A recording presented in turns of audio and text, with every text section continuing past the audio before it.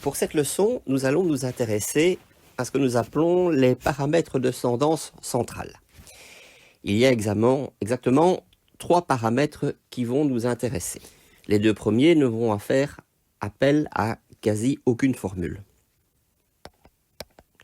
Nous allons voir ce qu'on appelle le mode, qui est assez immédiat. Nous allons faire l'étude de la médiane.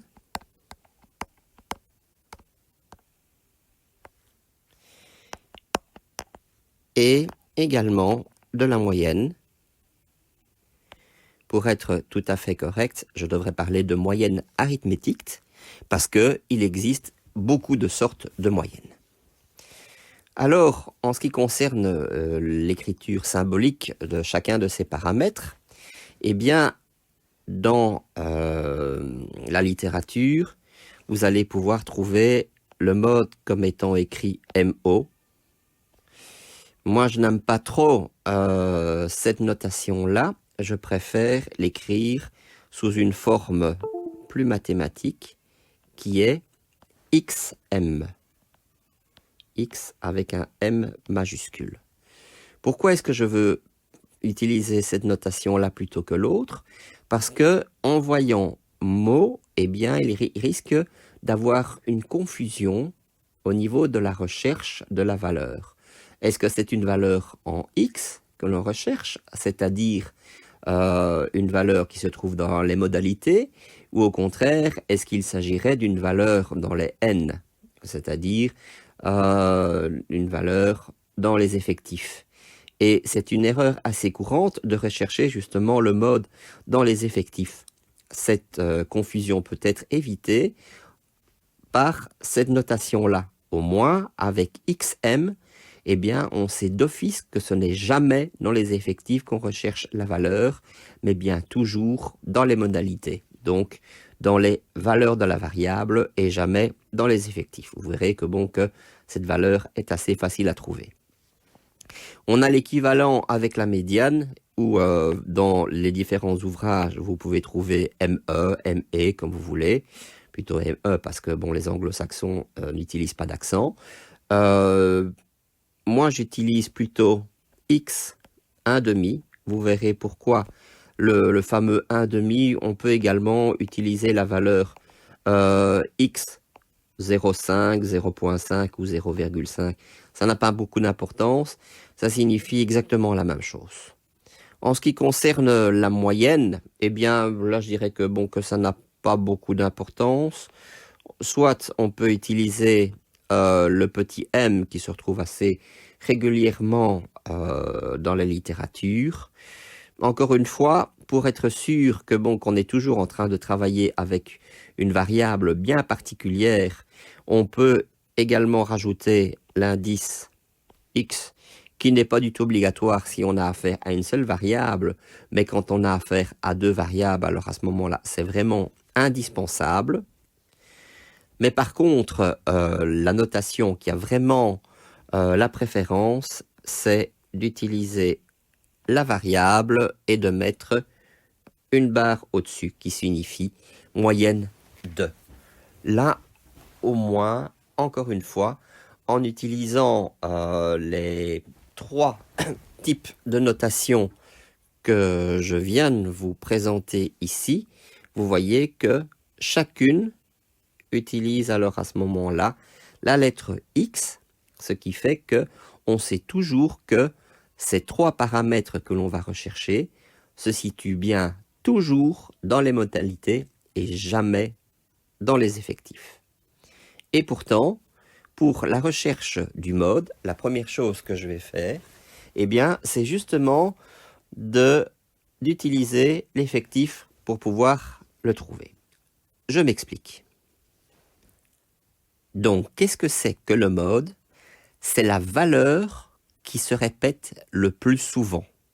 C'est pour ça, justement, que je vais rechercher un effectif. Mais l'effectif, ce ne sera pas un effectif avec un numéro particulier, ce sera plutôt rechercher l'effectif qui a la valeur maximale. Donc, je vais chercher ce que vaut le NJmax. Et le NJMax va me donner alors à ce moment-là la valeur du mode correspondante. Alors, je peux l'examiner aussi bien dans le tableau statistique que nous avons conçu jusqu'à présent, et aussi bien dans le graphique. Dans le graphique, ça va vraiment être très apparent. Regardons. Voilà, je regarde dans le tableau. Ce que je vais rechercher, c'est la valeur de l'effectif qui est le plus grand. Alors, il est assez facile à trouver. C'est le 7. Donc, vous voyez que l'effectif le plus grand, c'est le 7. Alors, c'est là souvent quelle erreur? C'est de dire, ça y est, je sais que le mode, c'est le 7. Mais en réalité, pas du tout. La valeur que je recherche, ce n'est pas l'effectif le plus grand, mais la valeur qui correspond justement à cet effectif le plus grand. Et donc, je peux revenir ici en disant que l'effectif le plus grand, je peux déjà enlever le point d'interrogation. Maintenant, je sais, il vaut 7. Comme ceci. Bon, ayant trouvé cela, je vais vite de nouveau rejeter un coup d'œil au petit tableau. Le 7 correspond à la 6e valeur. C'est pour J qui vaut 6. Donc, le NJMax correspond au 6e effectif. Comme ceci. Et donc, conclusion, ce que je recherche, c'est le mode. Et le mode, c'est donc la 6e modalité. J'ai plus qu'à aller voir ce qu'elle vaut de nouveau dans le tableau. On l'avait déjà vu, c'est la valeur 5. Et donc, voilà. Donc vous voyez que ce n'est pas du tout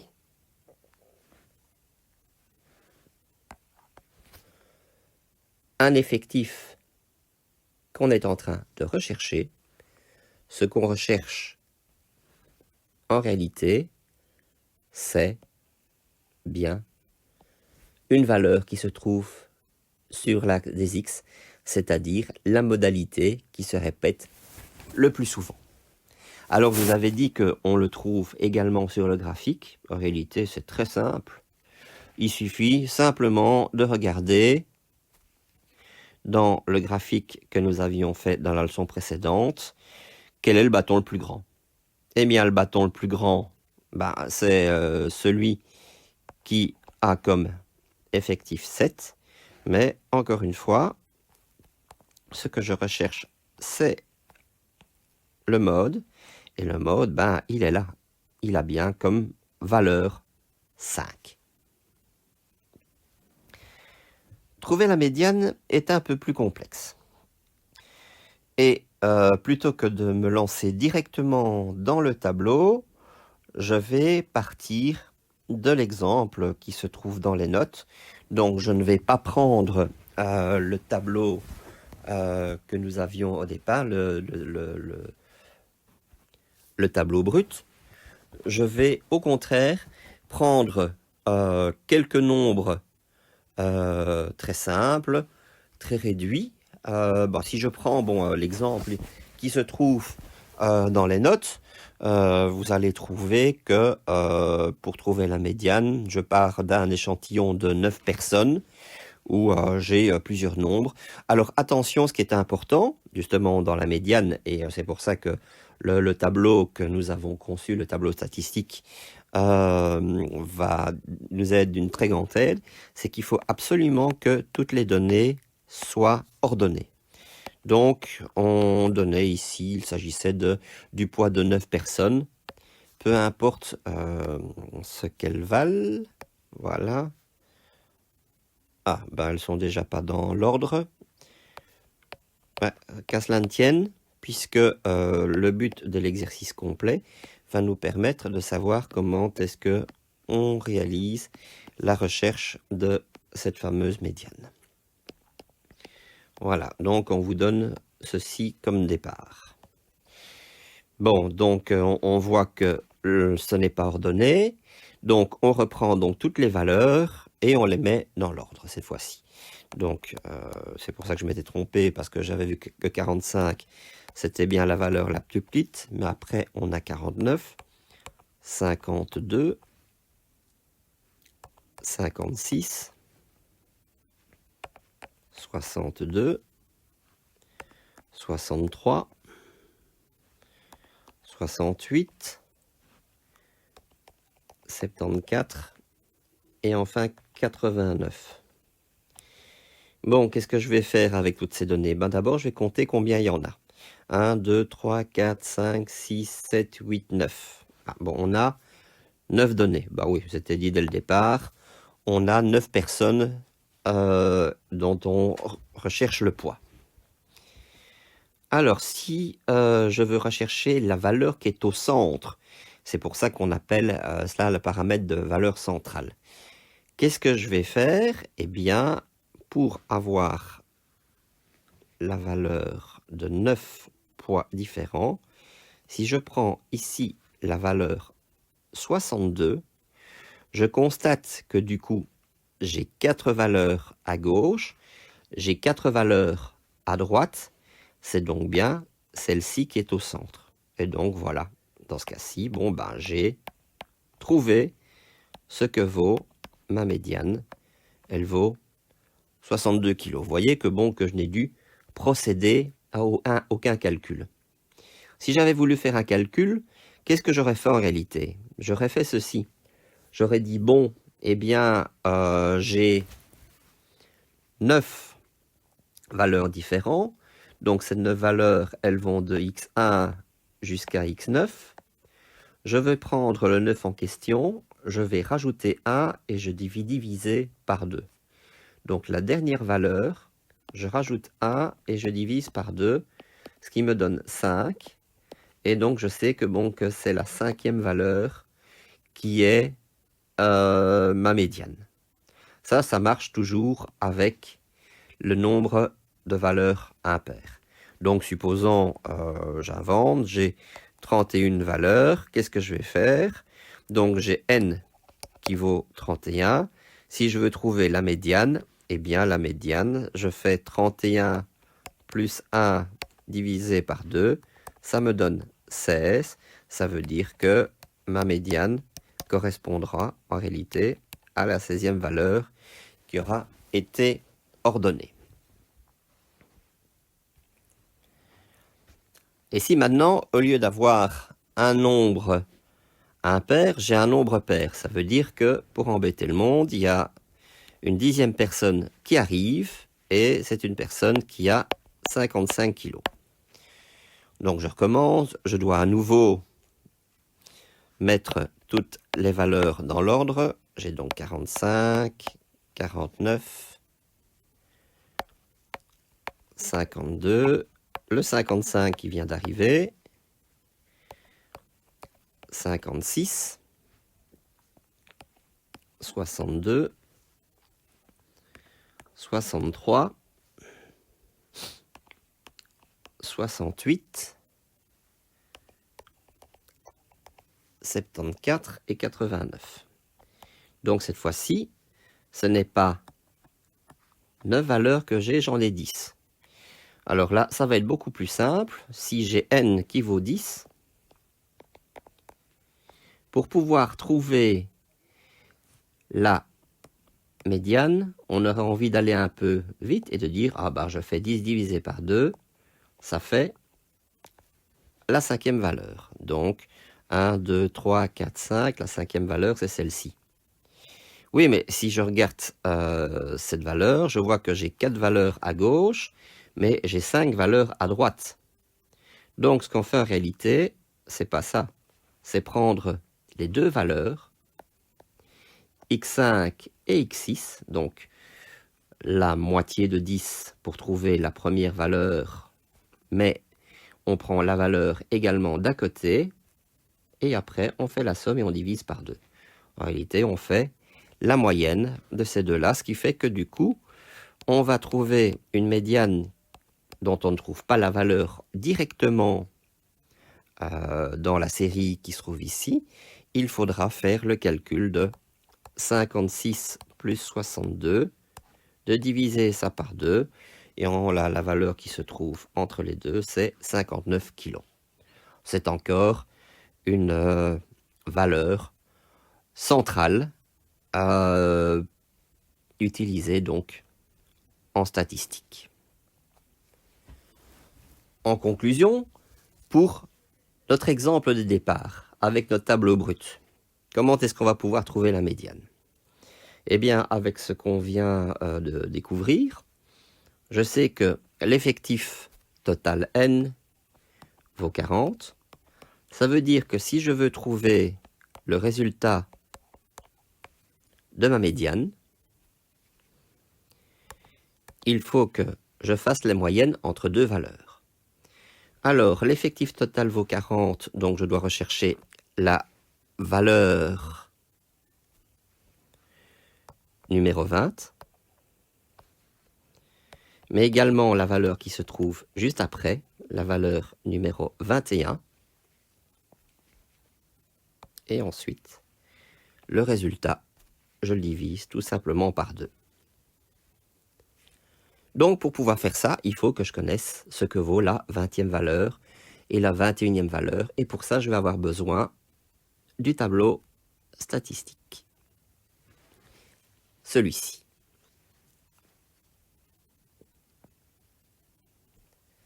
Alors, reparlons un peu des effectifs cumulés. Parce que jusqu'à présent, on en a fait le calcul, mais on n'en a pas vraiment donné l'explication. Eh bien, la première valeur de l'effectif cumulé, eh bien, c'est tout simplement de dire que il y a une valeur qui vaut 0. Ça, c'est la même chose que l'effectif, il n'y a rien qui change. Alors, ensuite, si je prends l'effectif qui se trouve en dessous, l'effectif cumulé, qui vaut 4, ça veut dire qu'il y a 4 valeurs qui sont égales ou inférieures à 1. Je prends l'effectif cumulé en dessous, j'ai 7 valeurs qui sont égales ou inférieures à 2, etc., etc., etc.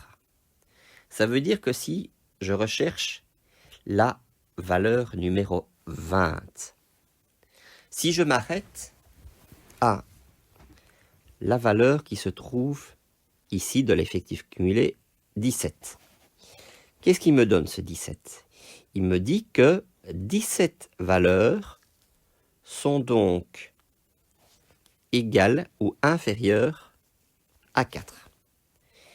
Voilà ce que ça signifie. Il est juste en train de me dire que la valeur 17, donc x 17, est égale à 4. Quand je dis x 17, attention, je suis en train de travailler avec l'indice i, puisque c'est un indice qui va de 1 jusqu'à 40. Je vois ensuite que le x 18, puisque c'est celui-là qui va m'intéresser après, l'indice qui suit juste après, il ne va pas valoir 4, mais il va valoir 5, puisque le 17 est en train justement de m'indiquer que c'est la dernière valeur qui vaut 4. Donc ça veut dire que si je regarde le 24 qui se trouve ici, je sais que le x24 est donc la dernière valeur qui vaudra 5. Ça veut dire que de x18 jusqu'à x23,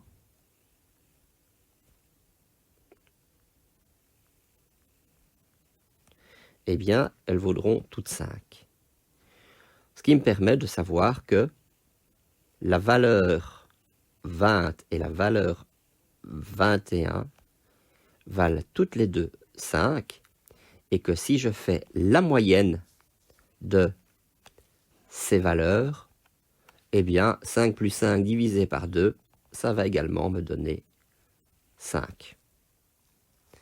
Est-ce que je dois absolument faire tous ces calculs pour pouvoir trouver le résultat? Eh bien non, il y a une technique qui est encore plus simple et plus rapide. Comment je vais faire? J'ai toujours n qui vaut 40. Ça, c'est mon point de départ. Je fais 40 divisé par 2, c'est 20. Notez que 20 sur 40, c'est bien 1 demi. C'est bien la moitié. D'où la notation x 1 demi. C'est ce que je veux faire exactement. Je veux rechercher la 20e valeur. Je sais que la 20e valeur ne peut se trouver que entre 17 et 24. Et ce que je fais alors à ce moment-là, c'est de tracer une droite, même si elle a un peu de travers chez moi, mais normalement, je devrais obtenir ceci. Et une fois que j'ai tracé cette droite et que je suis arrivé au niveau des modalités, qu'est-ce que je vais faire? Eh bien, je vais chercher la valeur des modalités qui se trouve juste en dessous de la droite. Et voilà, j'ai trouvé ma médiane.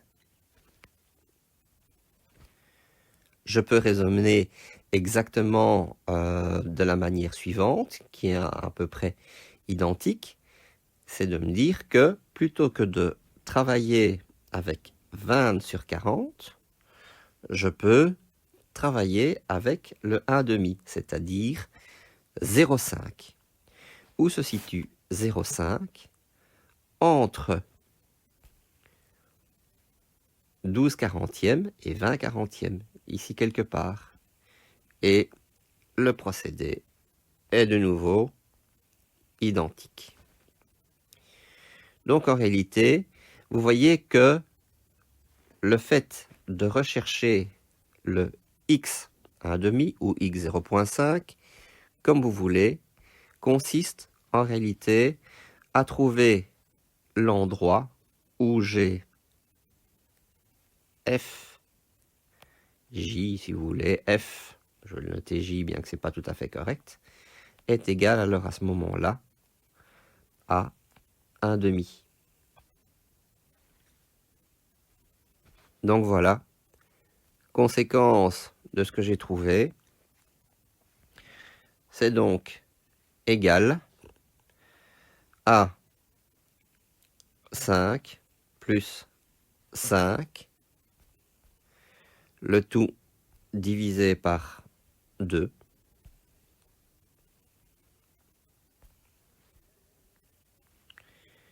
qui vaut donc 5. Ça, c'est en utilisant le calcul, mais en utilisant donc le tableau statistique, la valeur numéro 5 a été trouvée directement en traçant une verticale entre 17 et 24, puisque je recherchais le 40 divisé par 2, la 20e valeur, et en recherchant la modalité qui se trouve juste en dessous de la droite que j'ai tracée, eh bien je suis tombé sur 5. Calcul de la moyenne. On a déjà un aperçu de ce qu'est la moyenne, puisque lorsqu'on a recherché la médiane, on prenait deux nombres, on divisait par 2, on faisait la moyenne de deux nombres. Eh bien, c'est toujours vrai pour autant de nombres que l'on veut. Si j'ai 3 nombres et que je veux connaître la moyenne, je fais la somme des 3 nombres et je divise par 3. Si j'ai 15 nombres, je fais la somme des 15 nombres et je divise par 15. Eh bien, si maintenant j'ai n nombres, qu'est-ce que je vais faire? Alors, ce qui est intéressant, c'est de voir comment je vais écrire la formule, plutôt dans quel sens. Je veux connaître la moyenne. Donc, pour calculer cette moyenne, je dois d'abord faire la somme de tous les nombres. Si je travaille avec mon indice I, il n'y a pas de problème. C'est la méthode certainement la plus facile. Je prends toutes les valeurs, qu'elles aient été mises dans l'ordre ou pas, dans ce cas-ci, ça n'a pas d'importance. Donc je prends absolument toutes les valeurs.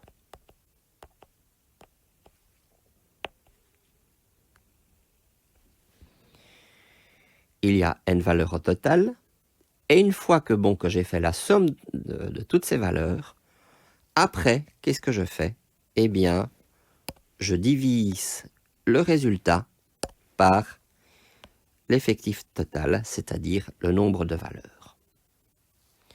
Voilà donc la première formule, qui est une formule essentielle, de ce qu'est la moyenne. Ça, c'est très bien si on est en train de travailler avec le tableau brut. Mais il est clair que, que nous, ce qui nous intéresse, c'est plutôt d'avoir la possibilité de pouvoir travailler avec le tableau statistique, puis ce qu'on l'a déjà conçu depuis le début. Alors, revoilà mon tableau statistique. Pour pouvoir calculer la moyenne, ce que je vais faire, c'est de commencer par me débarrasser de toutes les colonnes inutiles. Donc, je vais faire ceci. Voilà, j'ai enlevé tout ce qui me gênait. Maintenant, je vais pouvoir calculer cette fameuse moyenne. Alors, allons-y. Qu'est-ce que je dois faire? Je dois prendre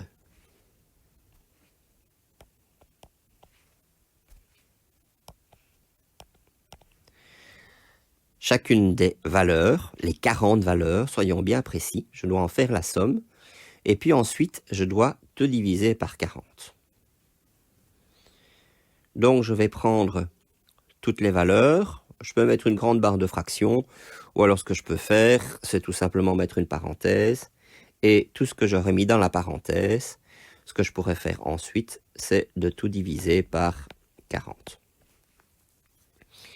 Donc, j'ai la première valeur, c'est 0. Puis ensuite, j'ai quoi? J'ai 1, mais j'ai à chaque fois certaines valeurs qui se répètent. Donc, ça fait 1 plus 1 plus 1. Puis ensuite, j'ai plus 2 plus 2 plus 2, etc., etc. C'est quand même long. Donc, je vais me dire que c'est pas une méthode très efficace. Je la laisse tomber et je vais réfléchir à autre chose. Voici le raisonnement. Je me dis que plutôt que de faire 1 plus 1 plus 1, ben 1 plus 1, c'est égal à 1 fois 3. Et 1 fois 3, ça fait 3. Donc, qu'est-ce que j'ai fait? C'est que la modalité, je l'ai multipliée par son effectif. De même que 0 fois 1, ça fait 0. Et je vais continuer jusqu'à la fin. 2 fois 3, ça me fait 6. Puis ensuite, 15, 20. 7 fois 5, ça me fait 35. 30. 7 fois 4, 28. 8 fois 4, 32. 20. Et enfin, 12.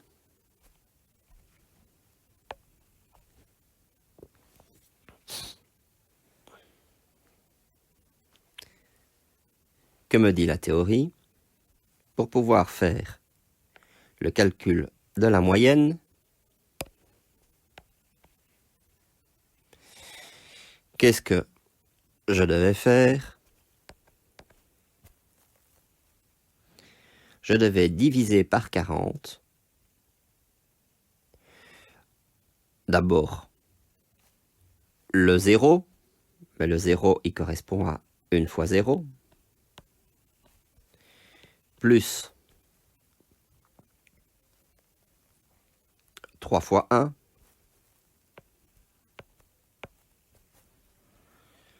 plus 3 fois 2, etc., etc. Le tout que je vais ensuite pouvoir diviser par 40.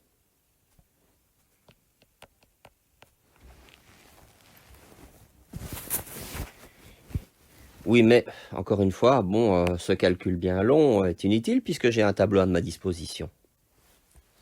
Qu'est-ce que je vais faire en réalité? Pour trouver ma moyenne, je vais faire la somme de ce que j'ai obtenu ici. C'est-à-dire le 1 fois 0, plus 3 fois 1, plus 3 fois 2, etc., etc. Et le total que je vais obtenir, eh bien ensuite, seulement je vais le diviser par 40. Si je fais le total, je vais obtenir 201. Et voilà, plus besoin de commencer à écrire un grand calcul. Si maintenant, de mon côté, je veux connaître ce que vaut exactement la moyenne, je n'ai plus qu'à écrire que x bar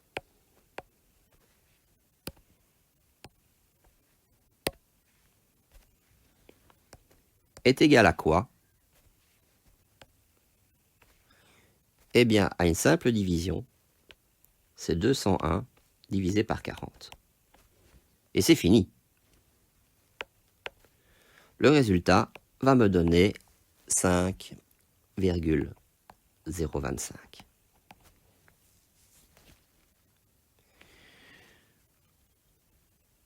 Revenons ici. J'ai écrit la formule de la moyenne avec les moyens du bord en utilisant le tableau brut de données. La question, c'est de me dire, une fois que j'ai ordonné mes valeurs, qu'est-ce que je peux écrire comme formule? Eh bien, je vais la réécrire. Je peux écrire que le calcul de la moyenne va être trouvé en faisant ceci. Qu'est-ce que j'ai commencé par faire? Chacune des valeurs, des modalités qui se trouvent dans mon tableau, je les ai toutes multipliées par l'effectif correspondant. Vous voyez, je suis en train d'écrire de droite à gauche. Une fois que j'ai fait ce produit, qu'est-ce que j'ai fait? J'en ai fait la somme. La somme de tous ces produits. Ces produits, il y avait autant qu'il y a de modalités qu'il y avait d'effectifs, c'est-à-dire de 1 jusqu'à k. Donc vous voyez, cette fois-ci, j'utilise non plus mon indice i, mais j'utilise l'indice j. Par contre, une fois que j'ai fait ça, j'ai bien divisé une nouvelle fois par l'effectif total. Et voilà. Nous obtenons une formule qui a l'air d'être différente, mais qui est en réalité totalement identique à la première. Tout se situe au niveau de la logique d'utilisation. C'est-à-dire que dans le premier cas, pour pouvoir trouver la moyenne, ce qu'on a fait, c'était donc d'utiliser le tableau brut, c'est-à-dire d'utiliser simplement la distribution observée, mais une fois que on a été au-delà de ça, on a examiné alors ce qui se passait une fois que tout était réarrangé, et on a trouvé une autre formule. Notez que pour cette deuxième formule qui correspond à la distribution observée et l'autre à la série statistique, eh bien il y a encore un autre moyen de pouvoir l'écrire en se souvenant que chacun des effectifs correspond à la fréquence à partir du moment où chacun de ces effectifs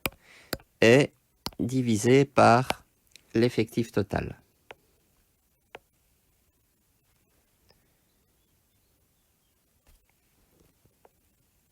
Comme ceci. Donc vous avez le NJ divisé par N qui se trouve là.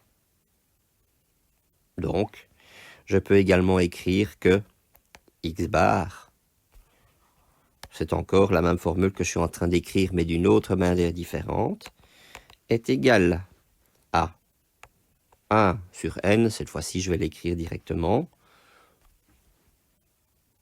Ah, pardon, non justement, j'ai pas besoin du 1 sur n, puisque le 1 sur n, je suis en train de l'introduire dans le symbole sommatoire. Donc c'est égal à la somme pour j qui va de 1 jusqu'à k.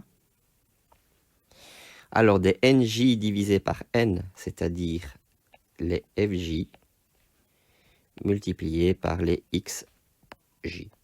On peut dire que bon, que ce serait encore une formule, mais en réalité, bon, il s'agit d'une autre manière de d'écrire une nouvelle fois la même chose. Ce qui met un point final à la leçon concernant les paramètres de tendance centrale.